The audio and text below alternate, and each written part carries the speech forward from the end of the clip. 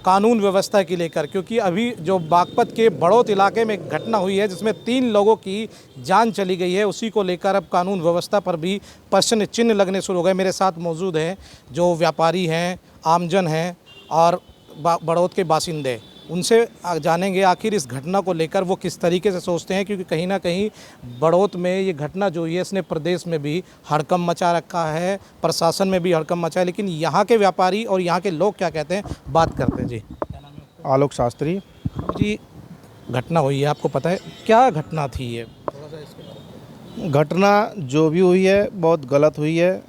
सभी के अंदर, सभी समाज में बहुत दुख की स्थिति पैदा हुई है और जनपद बागपत में लगभग 1 वर्ष में 208 हत्याओं का मामला इस जनपद बागपत में हुआ है और इस जनपद बागपत में एक डर का माहौल पैदा हुआ है।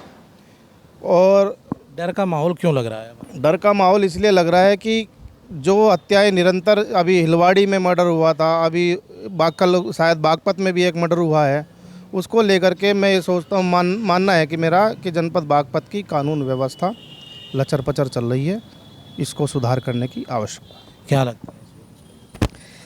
कल जो बड़ौत में जो घटना हुई है वह बड़ी दुखद है और इसमें निष्पक्ष जांच होनी चाहिए और दोषी को सजा मिलनी चाहिए। क्या लग रहा है जिस तरीके से सरेआम गोलियां चली? इसमें लग रहा है कि कहीं कानून व्यवस्था अच्छी नहीं चल रही है। जी, आपका नाम?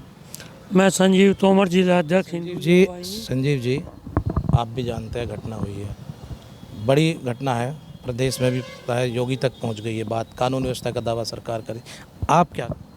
मेरा कहना यह है, घटना बहुत दुखदाई है, लेकिन इसको बिरादरीवाद और जातिवाद पर ना ले जाके जो क्रिमिनल हैं उन पर निशाना किया जाए, वो चाहे जाट हो चाहे वो जैन हो। जाट मुस्लिम की बात छोड़ दीजिए, कानून पे व्यवस्था की बात करें, क्योंकि आप तो यहाँ के रहने वाले हैं और हाईवे पे घटना हुई। कानून व्यवस्था बहुत ढीली है और महाराज जी को इस पर संज्ञान लेना चाहिए।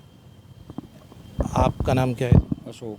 अशोक जी, हाईवे है, आम लोग जाते हैं, दिल्ली सहारनपुर हाईवे, गोलियां चली हैं, दिन दहाड़े चली हैं, कैसे देखते हैं?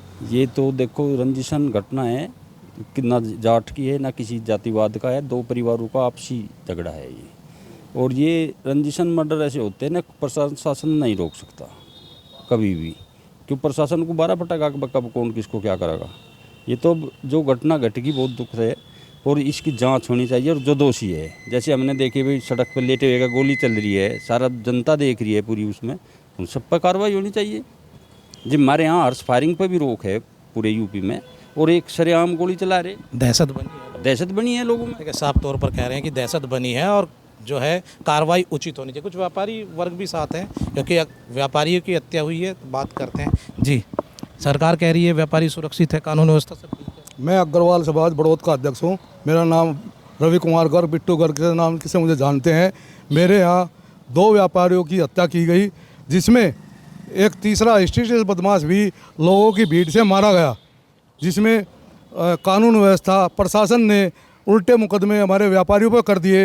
ये प्रशासन ने पता नहीं क्या झोल किया है। इसमें प्रशासन ने हमें वादा करके कि इस पर आपका कोई दोष नहीं है और उल्टा अगले दिन हमारे पर मुकदमे करा दिए। वो कानूनी प्रक्रिया है। मैं आपसे ये जानना चाहता हूँ, आप व्यापारी हैं, व्यापारी के नेता भी हैं, समाज के नेता हैं, इस घटना को आप कैसे देख रहे हैं? क्योंकि कहीं ना कहीं क्या लगता है कि ठीक नहीं है बागपत? ये बागपत जनपद में हम व्यापारियों को, हम गांव छोड़कर शहर आए और यहाँ से भी ऐसी घटना हमारे साथ घटेंगी तो हमको प्लान करने को मजबूर होगा। हमें अपनी दुकान औने पौने दामों में बेचकर यहाँ से भागना पड़ेगा। जिस तरह की हमारे साथ घटनाएं हो रही हैं, हमसे रंगदारी मांगी जा रही है, हमको जो है मर्डर किए जा रहे हैं सरेआम, और ये बहुत ही बड़ी निंदनीय घटना है। शासन प्रशासन हमारे खिलाफ चल रहा है।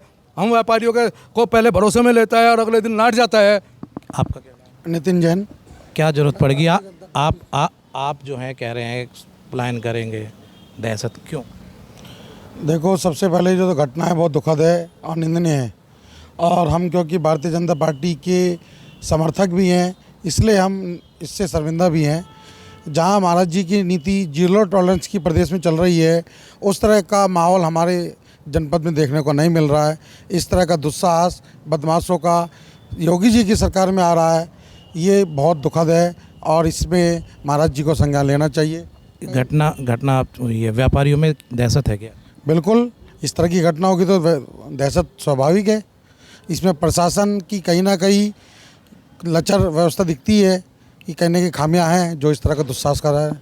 आलोक भाई, कई बार आपकी चीज़ें देखी कि आप लगातार कानून व्यवस्था पे सवाल उठाते रहे, ऐसा क्या लग रहा है कि क्यों, कहाँ चरमरा गई? क्या लगता है कि इस घटना के पीछे पुलिस का कहीं फेलियर है?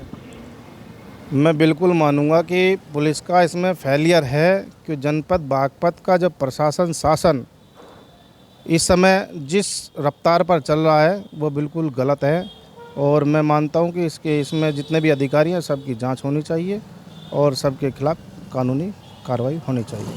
अच्छा, एक बात और मैं जानना चाहूँगा कि जैसे कि हाईवे है, बाहर के लोग भी आते हैं, राहगीर को भी गोली लगी, अब 3 की तो बात हो रही है, लेकिन हो सकता था मौतें 4 हो जाती। तो कहीं ना कहीं क्योंकि चौकी के पास था, आप अपनी तरफ से क्या कहेंगे, किस तरीके की मांग सरकार से करते हैं, क्या होना चाहिए?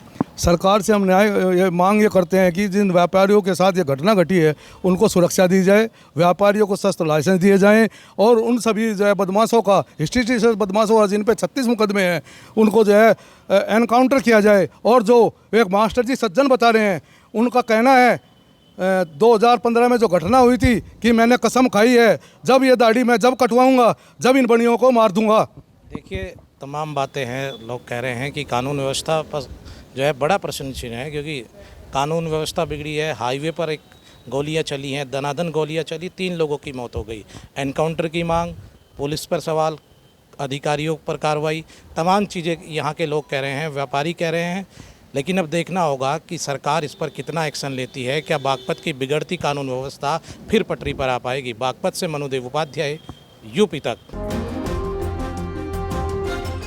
जब कुंभ से हम निकले, इतना विरोध, फिर मुझे समझाया गया कि अरे कुंभ की चीजें कुंभ के बाद खत्म हो जाती हैं, जो विरोध है, जो बात है वो कुंभ के बाद खत्म हो जाता है।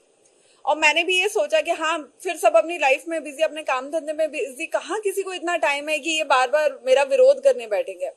लेकिन कुंभ निकलने के बाद मेरा नाम, आपको पता है क्या हो गया था? क्या? कंट्रोवर्शियल हर्षा। कंट्रोवर्शियल हर्षा? हाँ, जबकि अगर मैं इस चेयर पे बैठी हूँ, आपने बोला है, मैं बैठ गई, आपका ये वीडियो वायरल हो जाए, आप कुछ भी उसमें टैगलाइन डाल दे, तो इसमें मेरी कोई गलती नहीं है। मैं अगर शाही रथ पे बैठी थी और मैं अगर भगवा पहन के बैठी थी तो मैं हर चीज अपने गुरु आज्ञा से बैठी हुई थी। जो पहना था, जहां बैठी थी, हर चीज गुरु आज्ञा से थी। तो मैं कैसे गलत हुई? ना मैंने किसी का अपमान किया, ना मैंने किसी का विरोध किया, ना किसी के साथ बदतमीजी की, ना अपनी मर्यादाएं पार की। तो मैं कैसे गलत होगी? और अगर मेरे गलत ना होने के बाद किसी को मेरा विरोध करना है तो हर व्यक्ति अपने जीवन में स्वतंत्र है। अब महाकुंभ से निकलने के बाद मैं जहां भी जाती, जिससे भी मिलती, या कुछ साधु संतों से, क्योंकि विरोध इतना हो गया, तो मुझे यह था कि मुझे धर्म के ही रास्ते में चलना है।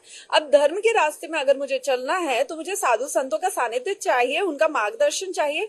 उन्होंने मिलने से मना कर दिया कि नहीं, उनसे नहीं मिलना है, उनके साथ बहुत कंट्रोवर्सी हुई है, बहुत विरोध हुए हैं, नहीं मिलना है।